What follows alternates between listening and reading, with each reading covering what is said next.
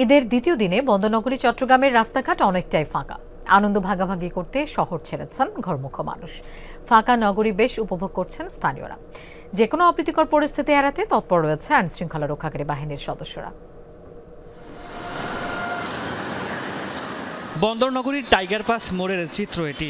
দিনরাত যেখানে লেগে থাকতো যানজট কোলাহল, সেখানে এখন ভিন্ন চিত্র। ঈদ উপলক্ষে শহর ছেড়ে গ্রামে ফিরেছে মানুষ, ফলে ব্যস্ত নগরী এখন অনেকটাই ফাঁকা। এমন ফাঁকা শহরে ঘুরতে পারা ভিন্ন এক অভিজ্ঞতা বলছেন স্থানীয়রা।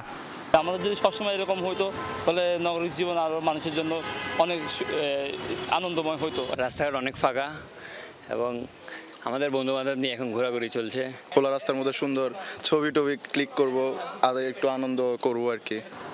তবে জীবিকার তাগিদে বাস, সিএনজি, অটোরিকশা চালকরা অনেকেই থেকে গেছেন শহরে। অন্য সময়ের তুলনায় এবারের ঈদের ছুটিতে গাড়ি চালানো খানিকটা স্বস্তিদায়ক বলছেন চালকরা। তবে যাত্রী কম থাকায় কিছুটা বিপাকে তারা। এখানে 1 ঘন্টা ধরে ঘুরতেছে, ভাড়া পাইতেছি না।